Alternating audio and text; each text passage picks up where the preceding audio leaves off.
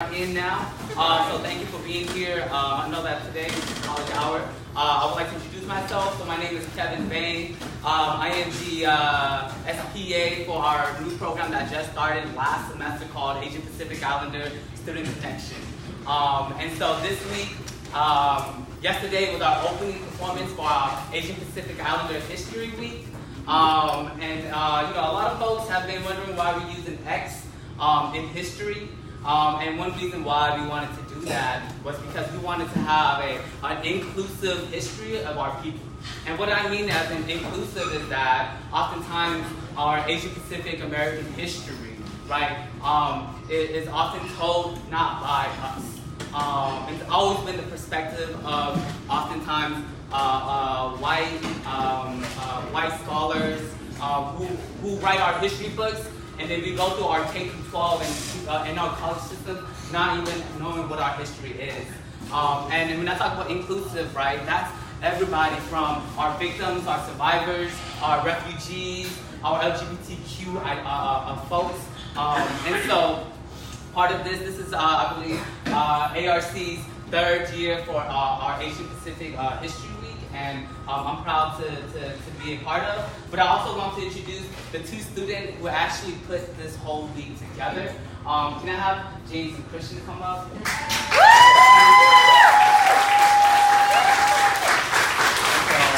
guys just like to introduce your names, what you're studying, and when do you plan on transferring? My name is Christian Catalan. I'm an American Filipino. I am studying public health with a minor medical social work. I'll be transferring in spring 2020. All right, and my name is James Alule, and I'm a linguistics and anthropology major, and this is actually my last semester. I'm transferring over to UC Santa Cruz. And so before we begin, a little bit about the week, right? So yesterday was our opening. We have one happening real soon, right, today. And then for the rest of the week, tomorrow, we're showing a documentary of Eddie Zane. It's called Breathing. This just happened a few years ago, but he spent about 22 years locked up in San Quentin. He was the youngest person to ever have been locked up. And then right after he got released, right, in his time in prison, he founded an ethnic studies curriculum for prisoners. He did prison advocacy work from inside the prison. And then right the moment he steps out of prison, ICE detained him to deport him. And so we're going to be talking about his journey and his experience tomorrow. On Monday, we have Jacqueline Sue, who works for Facebook. We've been hearing so much about the Silicon Valley, and for a lot of our students, how do we get a job in the Silicon Valley? And so we're bringing in Jacqueline Sue. She is a software engineer to talk about her experiences as an Asian American woman in the STEM field, and also her professional field, right? And then the day after that is April 30th. We're going to be having a workshop called Revisioning the War in Vietnam. For folks who don't know, April 30th was the fall of Saigon, which marks the ending of that war. And we're going to be talking about that war from the perspective of refugees, survivors, and of course second generations, right? Those who were children of refugees. And then later that day, we're going to have another workshop called Asian Pacific Islanders Mental Health and Policy. And so they're going to be talking about what they're doing on a state level to address this mental health crisis within our Asian Pacific American community. And then on Wednesday, we got a chock full of events. We're going to be ending it off with something called Asian Pacific Islander Voices to showcase the talent that our API students have on this campus.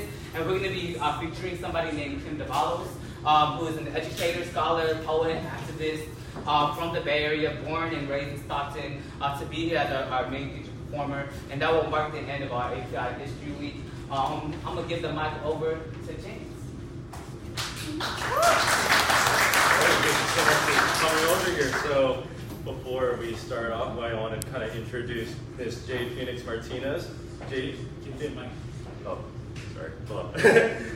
Jade Phoenix Martinez is a queer, trans, femme, first-generation Filipinx American performance poet, keynote speaker, cultural producer, educator, and activist. Jade's work is a poetic expression rooted in the multiple identities she holds and how they intersect with her day-to-day fight for collective liberation. while boldly creating art and cultural content in hopes of bringing queer and trans stories to the center of today's current social, political, and cultural landscape. So, yeah.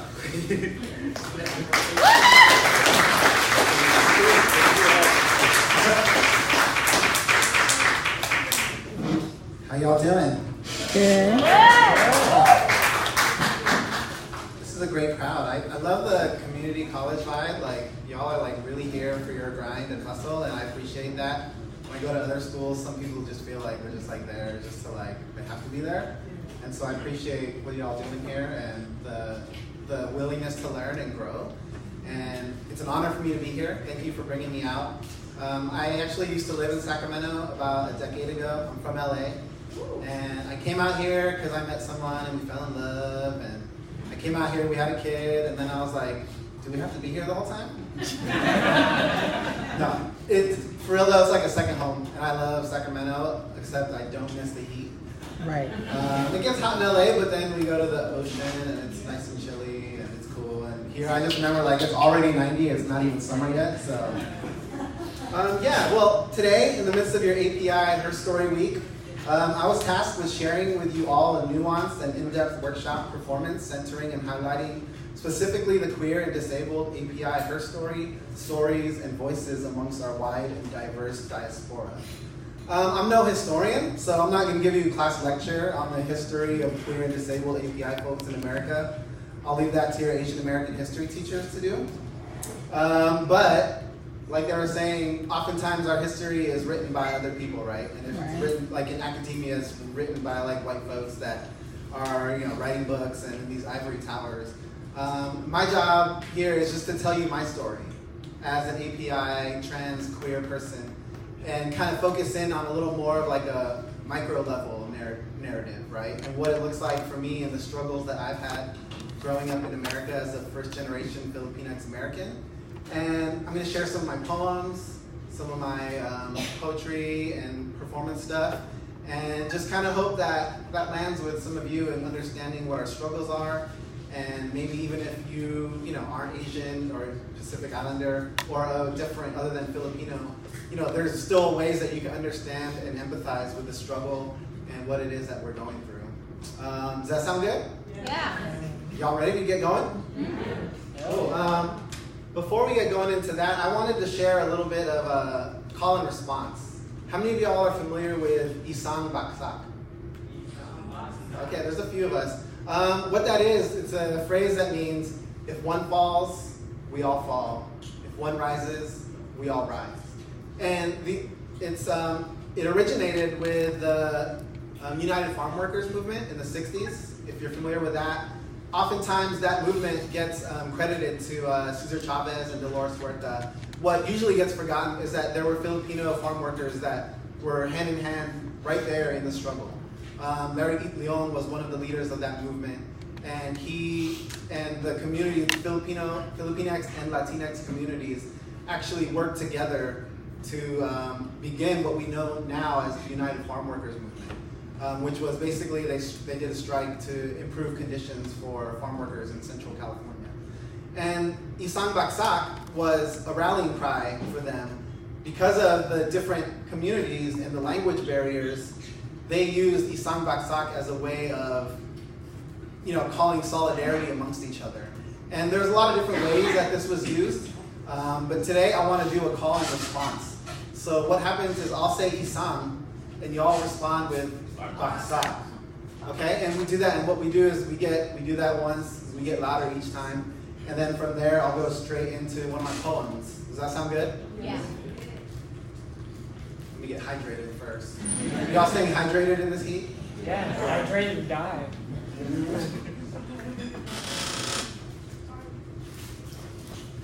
Isang. Baksak. Isang. Baksak. Isang. Baksak. Isang. Baksak. 1. I wish I could recite this poem in Tagalog. 2. I can only refer to the language of my ancestors in metaphors written with the colonizers' English.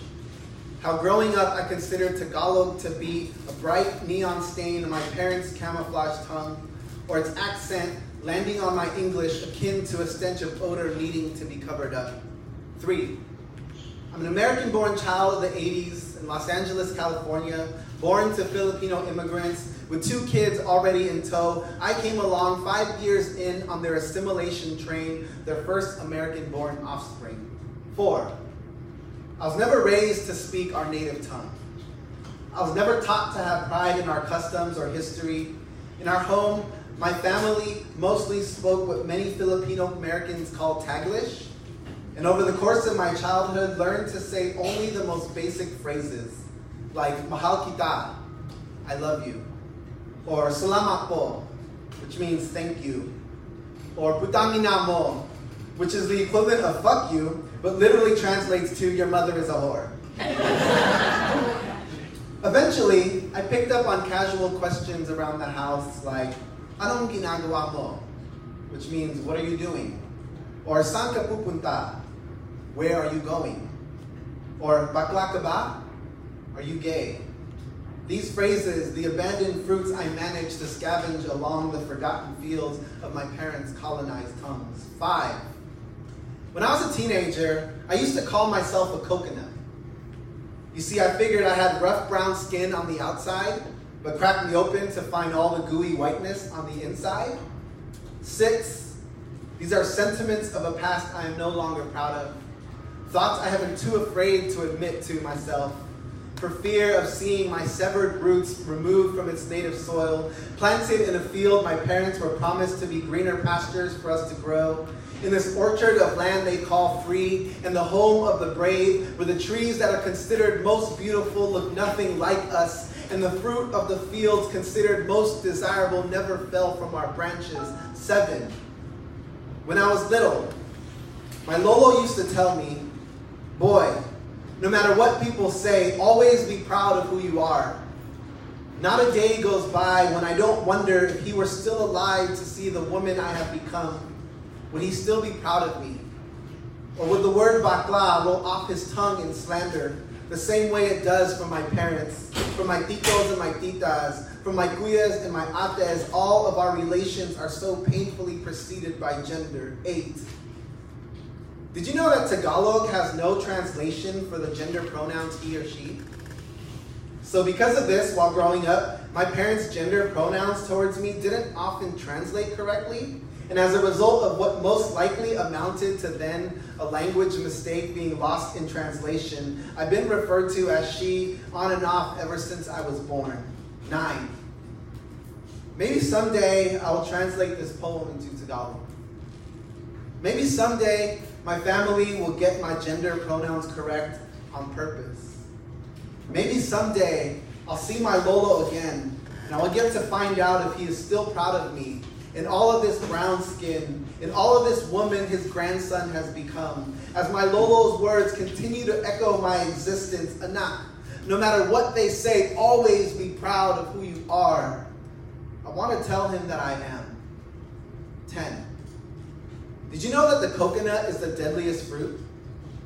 It can kill someone simply by falling from the tree and striking the colonizer in the head.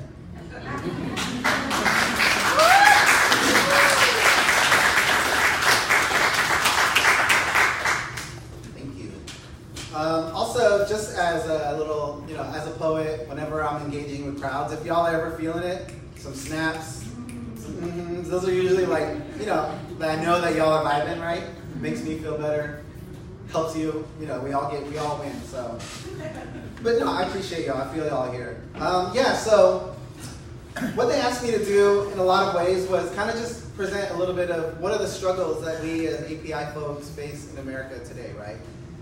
Especially in the specific America that we're in now, and in this kind of societal, landscape that we're facing. And that poem kind of like does a broad stroke painting of what I'm going to share with you. What I want to do is just share 4 points, kind of like go into them a little bit, share a couple of poems that relate to each of these things, and then if you have any questions, you want to do any Q&A, I'll leave a little bit of time at the end for us to kind of just talk. If you want to ask questions, feel free to ask. So Definitely, if anything comes up, write them down, because sometimes I do that Q&A thing and no one has anything to say and it gets awkward. And while I do enjoy hearing my own voice, it'd be nice to hear other people talk too. So we'll go into that at the end, and then I have some merch to sell if you want to support and continue reading my work. All right, so the first point I want to make about queer, API, disabled struggles in America is whenever we talk about API struggles, oftentimes the first thing that comes to mind is visibility, right? Representation. I grew up in the 80s. I never saw my face or anyone like me in media, in TV, in music and film. I never got to see, models or possibilities of what that looks like. And for many Asian and Pacific Islander folks, we don't really see a lot of that, right? And we didn't. I think that maybe there's a chance that things are starting to turn. Last year, how many of y'all saw Crazy Rich Asians? Was it good? I didn't see it.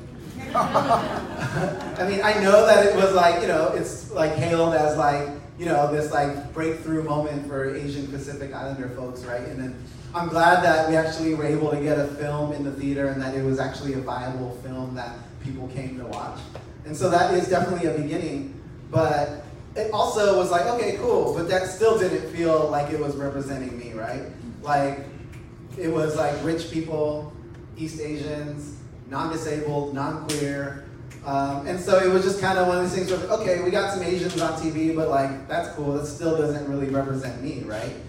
And so I think that there's still a lot of work to be done when it comes to Asian, Pacific Islander, queer, disabled representation in media, right? And that is part of why, I start as a spoken word poet. That's what I do. I go around to colleges and I speak, I do keynotes. But what I'm starting to move into is film and media. And I want to be able to get in there and find a way to tell my story that is able to reach broader people, right? More people, have a wider audience. And so that's why last month I was able to premiere the first film that I was a part of. Was a documentary about me and my daughter, Eliza. I produced and starred in, and we premiered it at Aspen Shorts Fest in Aspen, Colorado last month. And it's going to be at the Toronto LGBT Festival. It's going to be in the Palm Springs Shorts Festival. And I just feel that it's really important, right? That, okay, if I really believe in the stories needing to be seen and heard, then I need to do the work to get these stories out, to make them accessible to people. And so I've moved, I'm still doing the poetry thing, but I've also moved into writing film stories and telling those stories. And so maybe I can come back here and screen the film for y'all next time. Yes. Yeah, y'all want to come up? Y'all want to see that? Yes. We'll bring you back. Okay, cool. I'll be back. So yeah, that is kind of, in terms of visibility and representation, that is like, okay, I'm realizing that's some of the work that we need to do to bring our stories into the landscape. And what often that does is it just gives people an understanding of our culture, right? And the idea is that when they're able to see our struggles and our stories, the idea is hopefully that they would have more empathy and then they would have more understanding. I'm sure that's not always the case, especially in today's America, but I often want to at least give people the opportunity to be changed by these stories, and they need to see them. And so I'd say visibility is kind of one of the big hurdles that we face. I would say second is the pressure of assimilation. How many of y'all are first generation children of immigrants? There's a few of us? Okay. A lot of API first generation children of immigrants come to America, right? And I mean, I don't know if y'all have heard the common trope of like Asian parents and wanting the best for your children, right? And like being so hard on like them like succeeding, and you have to go to school, you have to be a nurse. I definitely did not become a nurse. Or have some kind of like vocation, right? That is like that we can be proud of. And there's always this like pressure to assimilate to whiteness, to the American dream. And for me, that definitely felt true. And also, like I said in my poem, there was a sense in which like I never was taught my language.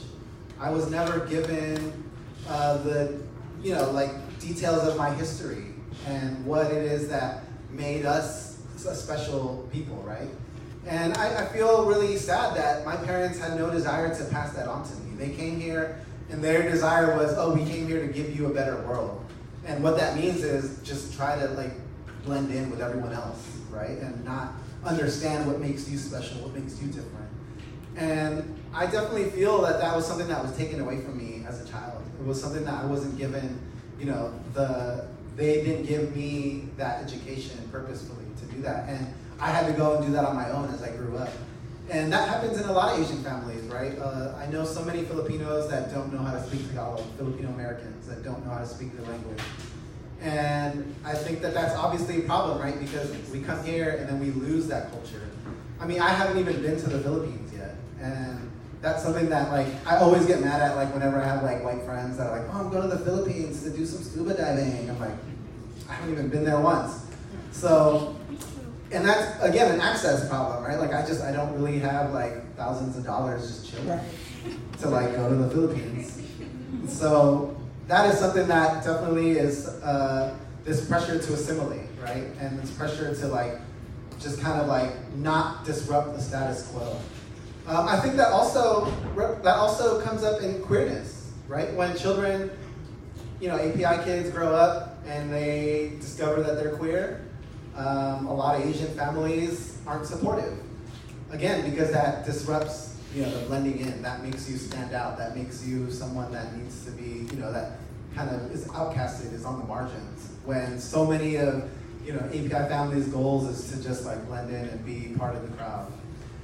So I would say that that is a huge pressure. And the way that that manifests is that I grew up in a family that didn't support my queerness, my transness. And that has been a problem. Actually, my parents converted. Oftentimes it ends up that they become, you know, very conservative, socially, politically conservative. If you didn't know, Filipinos were actually the largest minority demographic to vote for Trump. Yeah, it's not something I'm proud of at all. And it's like, come on, why are y'all doing this? You have like no reason to vote for this guy. And you know, my parents, you know, they'll say that it's like they're Christian, right? My dad's an evangelical pastor, actually, and that's how they relate to American whiteness, right? Like America is a Christian nation, and so they have to vote by those, you know, morals. And so what happens is that I ended up being in a family that isn't supportive, and I'm going to share a poem about that, and it's called A Not So Open Letter. Y'all good? Y'all still with me? Yeah. Woo. Is it hot in here? I'm hot. Yes. Okay. Yeah. All right. A not so open letter. A not so open letter to my emotionally abusive Filipino immigrant evangelical Christian family 5 years into my transition. Have not yet been able to come to terms with my gender. And to other families that have done and will do the same. Fuck you. Fuck your abuse and your conditional love the sinner, hate the sin rhetoric. I call bullshit. Fuck your holier than thou judgments and your condemnations to hell and the belief that you are the victims in this betrayal. PSA, when someone you love comes out to you as trans, you aren't supposed to be mourning them as if they died. And despite your constant dead naming trying to bury me into the ground, guess what? I'm still alive and I'm living my best life. So yeah, I am not sorry that my transition is something that you feel shame about. Sorry you tried to hide me from your congregation but couldn't. Sorry, not sorry, I just keep on shining. You see, this little light of mine, remember how you were the ones that told me to always let it shine and to never hide it under the bushes? Like all the times you still call me your son? Like all the times you introduce me to your friends as your brother? Like every time the force of my dead name explodes off your lips, each utterance an attempt to hide my light? No, this is a breakup letter. Yes, I never let anyone else in my life treat me the way you do. Yes, this is conditional love. I've made respect, honor, and absence of abuse as conditions for my love. Who the fuck do you think I am? I am your prodigal son returned to you as your daughter. I'm the sister of whom you can't bear to look into her eyes. I am the abused fighting back my abusers. I'm the one walking away from a family unable to open their arms. I'm an immaculate self-conception of my own being that deserves to be seen and loved exactly as I am. Think of your Lord and Savior, Jesus Christ. Remember that story in the Bible when the spiritual leaders made an elaborate plan to lure Jesus into an intellectual trap? They abducted a sex worker while she was caught in the act. They dragged her before Jesus in the public as a way of challenging his message of inclusion and love. And they pressed him about what they should do regarding her transgression. What did Jesus say in response? Wasn't it something like, "Let those who have no sins cast the first stones"? Put down your fucking stones.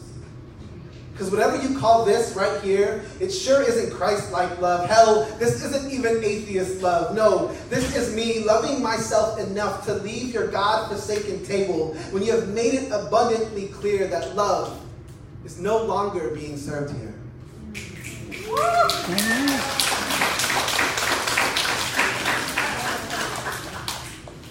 right, let's fan ourselves off for a minute.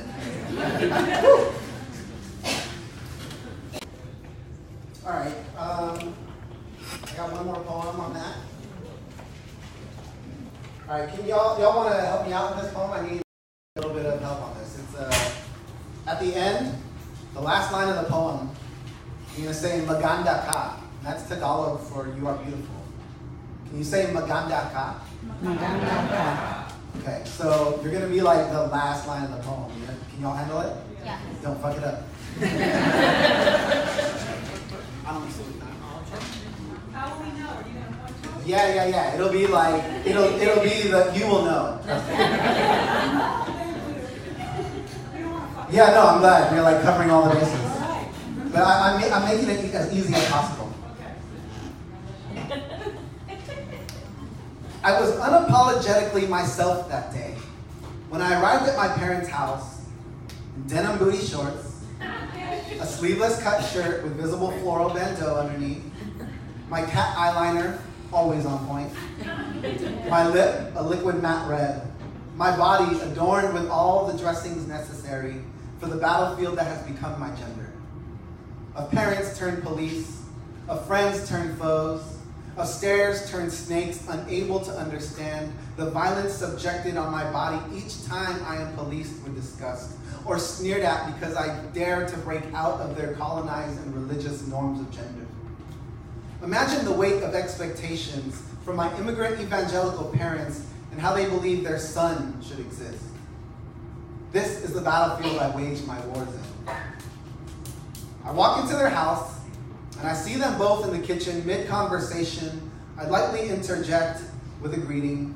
My mother immediately looks away in disgust and says to my dad, "Anong suot siya?" Translation, "What is he wearing?" She says it with such disdain.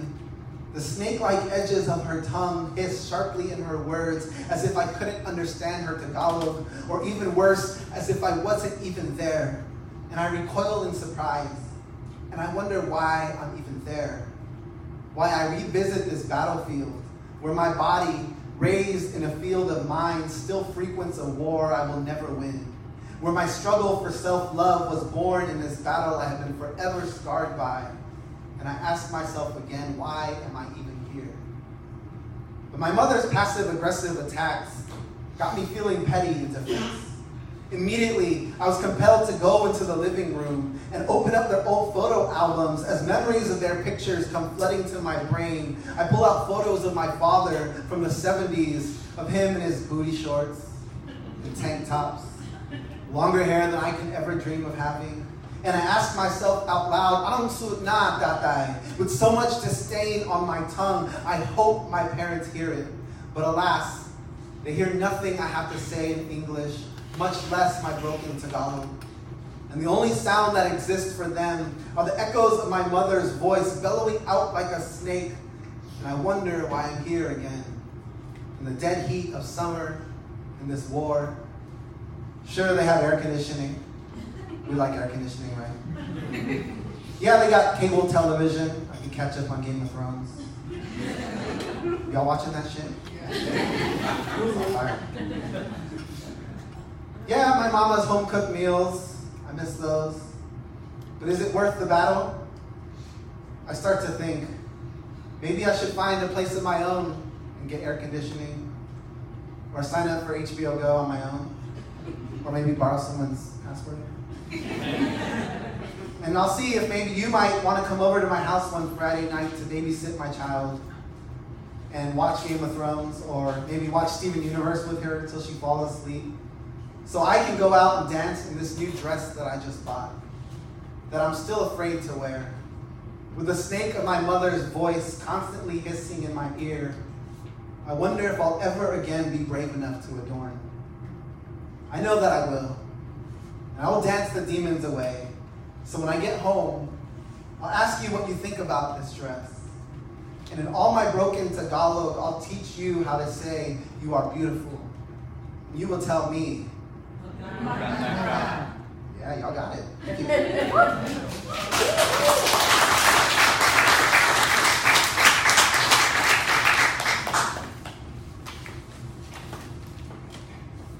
All right, so yeah, those first 2 points, right? Just a little bit about visibility, and then the pressure to assimilate and just kind of like be a part of the status quo. Those are some of the things that I've encountered as the Asian Pacific Islander growing up here in America.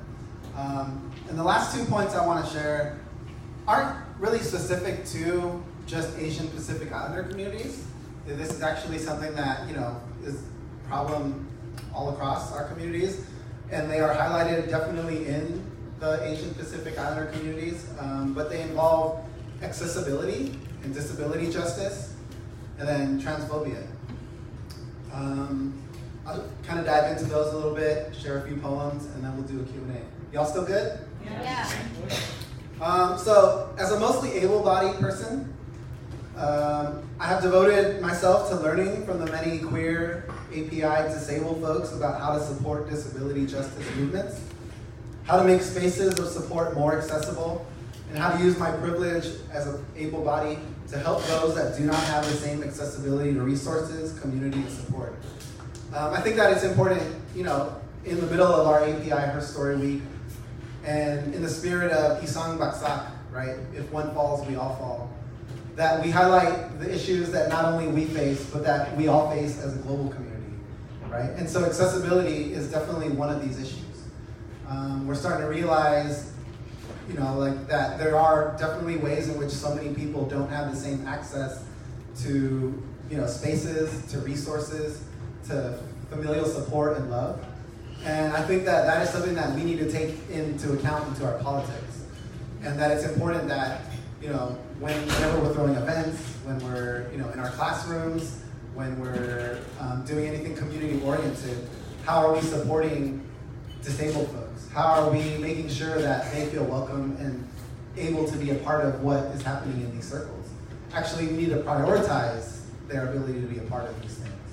And so I'm still learning, and I've made it a point to learn from, a lot of the sick, queer, disabled folks that I know that are very, they use their platform to share how can we as people of privilege with able bodies use our privilege to make spaces more accessible, to make resources and relationships more accessible to those that are on the margins, to those that are disabled. And so I think that it's important that we continue to learn and that each of us make that a priority for us to learn. But it definitely is something that also, in API communities I've seen is also something that's a problem.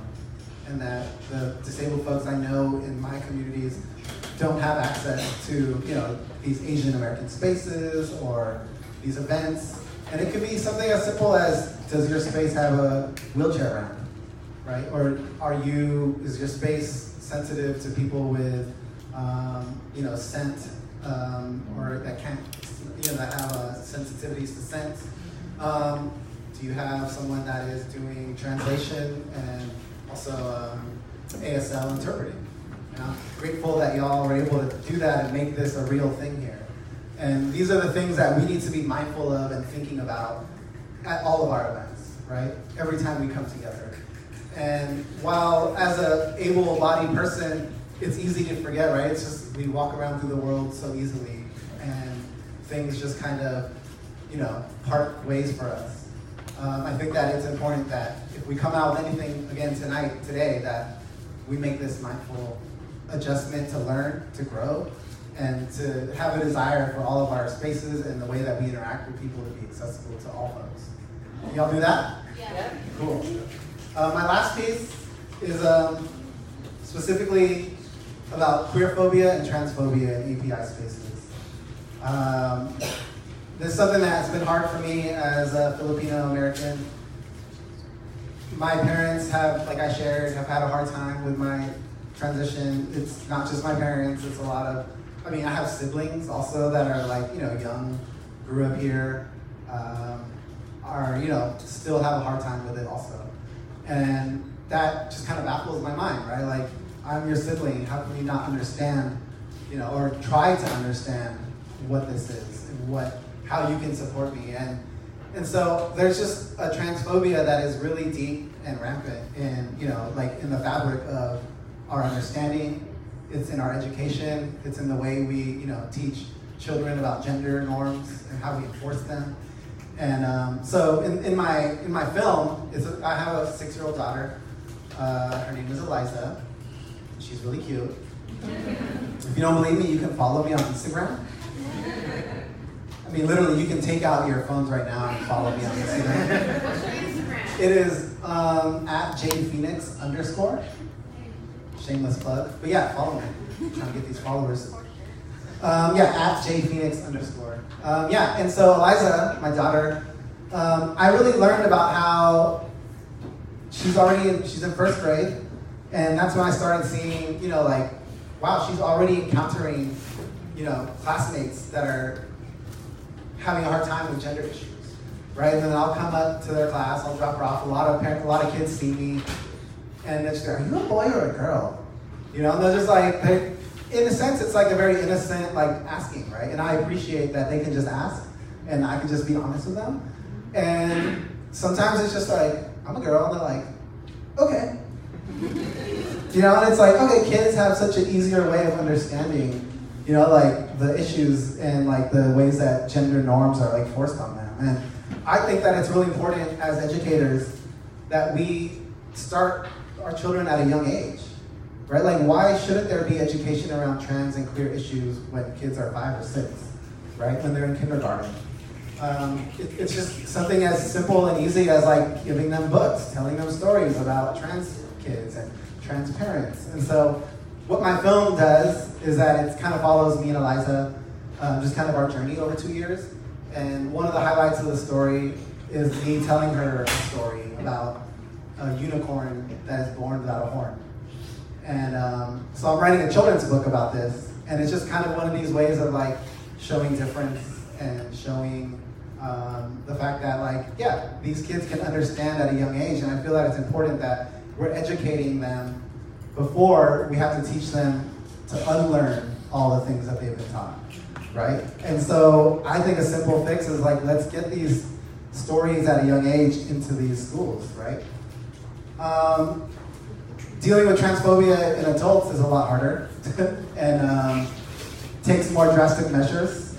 It's something where I still experience a lot of violence when I'm out in the world. I still get scares, I get misgendered often.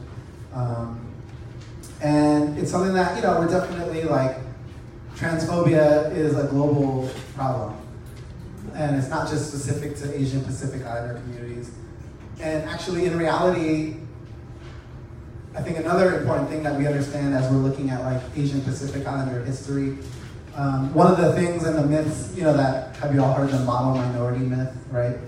Oftentimes, Asians are pitted as the model minority, right? We have access to wealth and, we dominate tech industries. And so what I'm seeing is that there's actually a lot of privilege, not necessarily compared to whiteness, but compared to other people of color as an Asian person. And I see this mostly in my own life as a trans Asian woman. When I'm looking in the news and when I see transphobia and I see the murders and the deaths of a lot of my sisters, it's often Black and brown, Latinx, trans women, right? And that means that like, okay, me as an Asian trans woman, I'm not targeted in the same ways. And I have to understand that privilege that I have. Even though I am a trans woman, it's not the same for my black and brown sisters that have immense high levels of violence directed towards them. And I think that it's important as a whole, as we respond to, you know, the issues of anti-blackness that is global, how we as Asians benefit from anti-blackness, right? Asians definitely benefit from that. And if you think about just this brief history of, let's say like the uprisings in the 90s in Los Angeles, right? And there was this like battle of like the people that lived there, which was mostly black and brown folks, and then the Asian, Korean store owners that held businesses in those neighborhoods that were reaping the money from those neighborhoods, right? And that was where those tensions came from. Why those uprisings became such a thing was, you know, not just the other things that came about, but it was also the tensions in the community between Asian and black communities. And so I think as Asian folks, a lot of our understanding is how do we understand our privilege and understand how to use that privilege also to dismantle anti-blackness. Because again, Isang Baksak, right? My politic, what underlies all of this is if one of us falls, we all fall.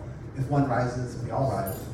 And so I believe that, you know, my politic of liberation is about all of us rising together. I want to share one last piece that kind of relates to this. It's called Your Transphobia Kills. And after that, we'll open it up to Q&A. If y'all want to chat, talk. Y'all still good? Yeah. Trigger warning for murder, suicide, and transphobia. It seems to me these days, my social media timelines have been filled with articles containing these very same triggers. I no longer need to read past them to know that the article in question is probably another news report detailing the death of another trans woman of color, or another suicide note left on Facebook.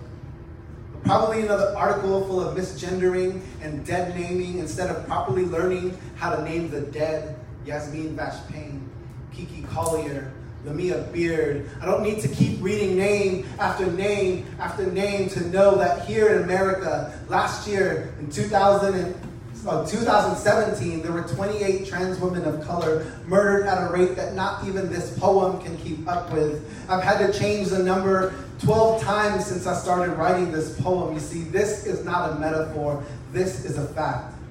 Meanwhile, most people have never stopped to think how they might be complicit in our deaths, but guess what? Your transphobia doesn't get to be a cute, harmless pet belief. You get to keep safe inside your cage of bigotry and religion. It isn't some morality you get to take to the grave and then pass on to your children like some cheap inheritance. We aren't some personal preference where you get to write us off as simply not your cup of tea, because in reality, your transphobia kills. In America, we are the most underemployed. We are the least housed. On television shows, we end up as dead sex workers on CSI crime shows or punchlines for man's laughter. In the justice system, black trans women are often the ones incarcerated in cases when defending herself against her attacker. This is a crime deemed punishable by multiple years in a men's facility. They call it manslaughter. And it's no coincidence how manslaughter and man's laughter is spelled exactly the same way. You see, transphobia is a subtle perpetrator no one wants to talk about. The monster only few are willing to rise up to. The terror no army is enlisted to fight against. Transphobia is more dangerous than you think. It is more fatal than you believe. It is more than you are able to contain when it goes unchecked in this world. Consider this your trigger warning. Do not let your complicity become the silencer covering the barrel of the gun. Do not let your hate fill the clip with bullets meant to bury into my chest. Do not let your finger be the one pulling back the goddamn trigger, or my body on the other side of your hand holding the smoking gun. This is your trigger warning. This is your trigger warning. Your transphobia kills. This is your warning trigger. Kill your transphobia before I or someone I love becomes the one it kills next. Thank you.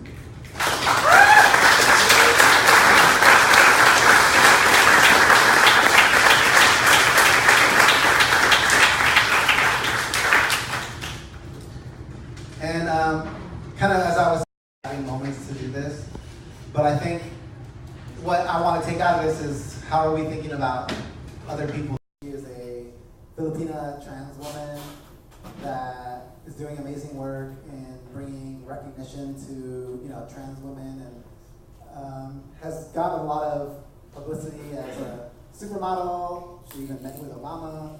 She's doing really cool things. Gina Rosero. One of my other favorites is a friend of mine, actually. He's a hero. His name is K-A-Y, Ulanday Barrett, a Filipino queer disabled trans man. And he actually, if you follow him, and this is kind of one of the people I've learned a lot about disability justice through. If you're looking for someone to do some teaching about how to make our spaces more accessible, how to support disabled folks, K. Ulanday Barrett does a really good job of, he's also a poet. And actually that Anong Suit Na piece was written by both of us as a joint piece together. And so Kay is one of my favorites.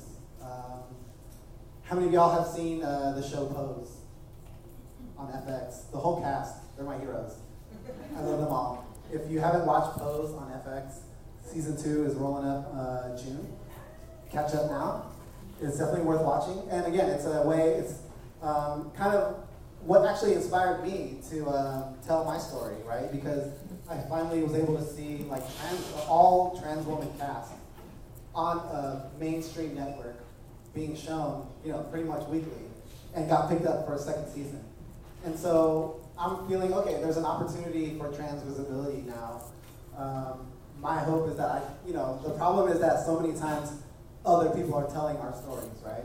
I feel that it's important that I do the work of being like, no, you can't tell our story. I have a story that's just as good that can be told from our perspective. So I would say the cast of Pose are my heroes as well. Yeah, those are some of my contemporaries. Thank you. When I came to terms with my own presentation, there was a lot of fear, internalized fear and shaming. Yeah. So, including the military under the environment of hotel and the lie, big lie that you had to serve under with your own integrity.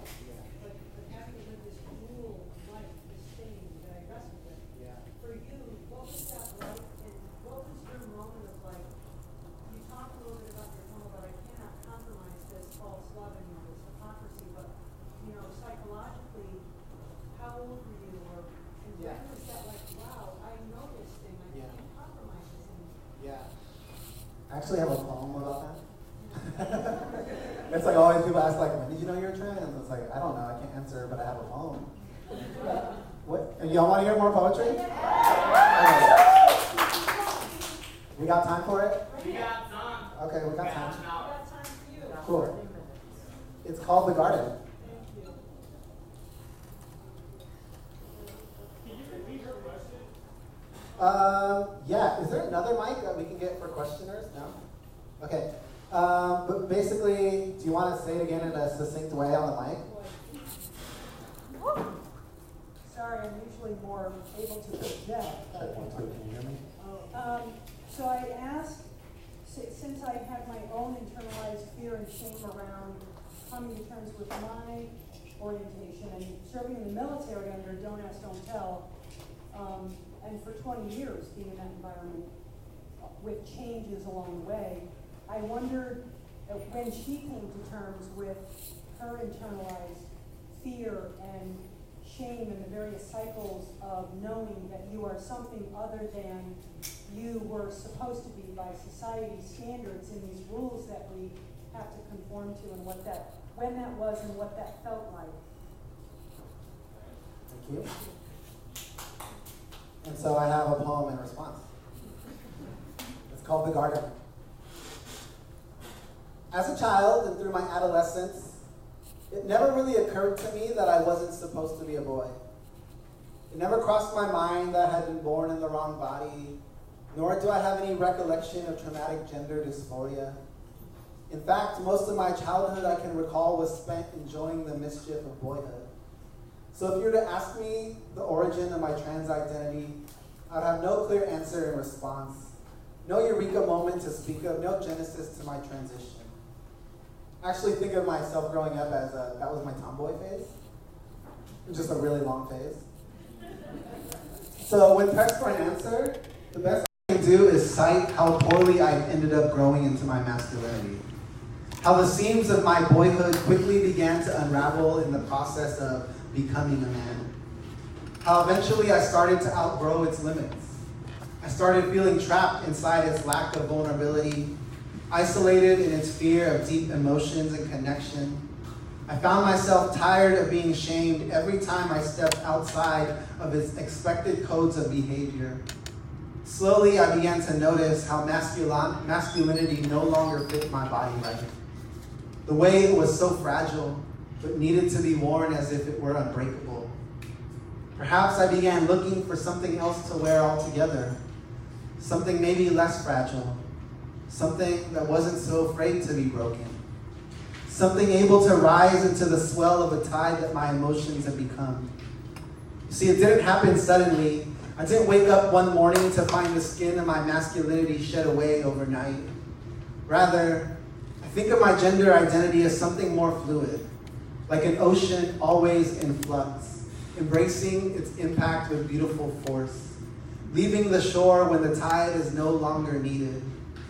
I like to think of my femme expression as little seeds planted at my birth, near the roots of my fullest potential, my most authentic expression in bloom, away from the thorns and the weeds of toxic masculinity scattered all throughout my garden. I like to think of these femme seeds rising to the surface unseen my whole life, how the shedding skin of my masculinity became the compost meant to prepare the soil for the spring. I like to think of myself flowering, a beautiful petal peeling its way open ever so slowly, each reveal more beautiful than the last. I've come to discover myself as a resplendent garden, finally seeing its beauty nearing full bloom. And how foolish of me it would be not to spend the rest of my life tending to its care.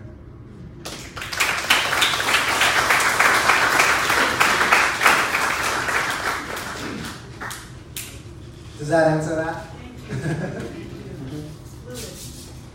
So I just had a question because actually in English class before this they were talking about we were talking about like kind of just colorism and censorship, and there was two Filipino females and they were saying that part of their censorship in Filipino culture is they wouldn't go outside in the sun because you would be like considered dark and poor. And I know we have that in the Black community, but it's like there's so many other communities that have it. So I just wanted to know your experience of colorism and the dark and light. Oh yeah, that is very much rampant if you look at most other cultures, right? If I look at like television in the Philippines, who is there? It's all the light-skinned Filipinos, right? If you look at Latinx, like telenovas, right? Who's there? It's all the light-skinned Latinx folks. So yeah, that definitely exists. Even amongst our own families, like my mom is like a lighter skinned Filipina, my dad is like a darker skin like me. I'm one of the darker skinned Filipinos in our family and in general. But yeah, that was very much the case. It's like we were always afraid to be darker because that was part of what, assimilating to whiteness, like I said earlier, right? It's like the closest I can get to whiteness, the better for me. And that's part of what, a lot of Asian cultures will put out. Even in the Philippines, like skin whitening products it's like $1 billion industry. And it's just like, you can see that exists even in Filipino communities and in other Asian communities. It's like the lighter skin you are, the more closer you are to assimilating to whiteness. So it's definitely something I've experienced and we experience. Oh, you want a mic? Oh. How old were you when you found love for writing? How old was I? Cool story. I was probably there's two different ways when I realized I love writing. The first time was retrospectively. So one of my biggest traumas, if you heard about my poem about my grandfather raising me, my grandpa raised me, and he died when I was 9. There was a lot of shock and trauma around that. I don't remember much of it. But when I was in my 20s, I went back to unpack that trauma. And my mom had told me that I had written letters to my grandpa. And she actually pulled out these letters that I had no recollection of writing. And I read them, and immediately I was like, I broke down, had another breakdown. But it was also like a healing moment, right? And that's when I realized, like, oh, I loved writing as a 9-year-old. I was already writing as a way of healing. Another time was when I went through my first heartbreak after high school, and I started writing really shitty emo poetry. And then I just started getting into spoken word communities, and it felt like home. And it felt like people talking about things that felt like I wanted to hear. And so that's when I realized I love poetry, not in the academic, white poet world, but in the grassroots, people coming together in a darkly lit coffee shop talking about their shit, And so I'd say by the time I was in my early 20s, I already knew that this was something that writing for me was a way of healing and was a way of moving forward in my trauma. First, I have a comment, which is that Pose, if you want to watch it, will be on Netflix the first season, Ooh, May 10th. nice. I just found out. Yes. My question is, do you find it difficult to navigate the intricacies of privilege in all your identities, like lighter skin privilege, trans-passing privilege, Sure. white-passing privilege? Do you think that it's difficult to educate people and it's difficult to acknowledge their privilege without invalidating their experience? Well, the way are you asking it personally or how I deal with other people and getting them to understand it? Well, personally, it's something that I find is a task that I have to continue to work on, right? And kind of what I was speaking about is I understand that, yes, I'm a trans woman and that there are things that are hard for me that I experience. But the reality is that I'm mostly able-bodied, right? And that I'm able to get around and that is a privilege in itself.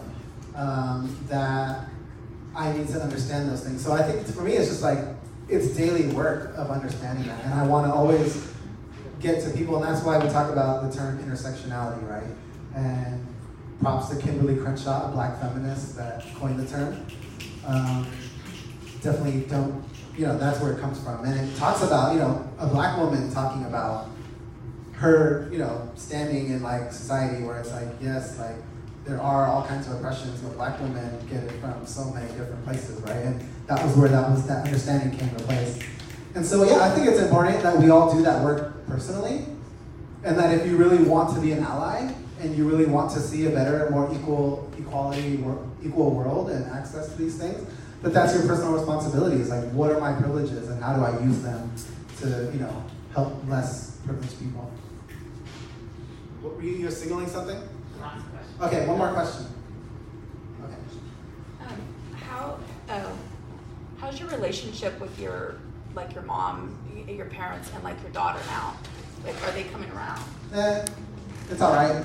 Is it? But even with your daughter, Yeah, they still misgender me. They still dead name me. Yeah. This poem came from a moment that was it's pretty rare. The one where my mom said something. Yeah. We've got to a point where they're not really saying things, so at least they're not talking shit. Yeah. That's that's the baseline, and it's not they're here affirming me, but we're not also fighting. Yeah. So I can come around and Yeah. bring my daughter around, and we can just kind of exist. But we'll get one more question in. Just piggybacking on what you said, is there a proper way that you can go about asking someone how they choose to identify? Because it's always uncomfortable for me. I know that you look like a woman, but maybe you want to be identified as a man. Yeah, sure. So most of the easy ways is if you're engaging with someone, what are your gender pronouns? Right? It's just how would you like to be referred to? He, she, they, them. And that is usually an easy way that doesn't feel so invasive or you're trying to ask someone's transness. It's look, we're talking, we're engaging, human to human. How would you like to be addressed? And that kind of solves it. Jay, thank you very much for coming out today.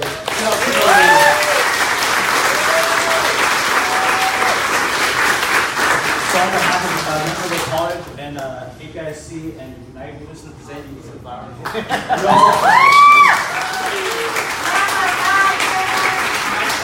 we just want to thank everyone for coming out to our event today. So we also have our escape from our Pride Center. So this event was collaborated with our Pride Center and our Asian Pacific Honor Student Connection. So here's an announcement for our Latin grad. Thank you. Can we give it up one more time for Jay Phoenix? We're so honored to have her here on campus. This is our first year as a Pride Center here on American River College's campus in the first Pride Center in the Los Rios district.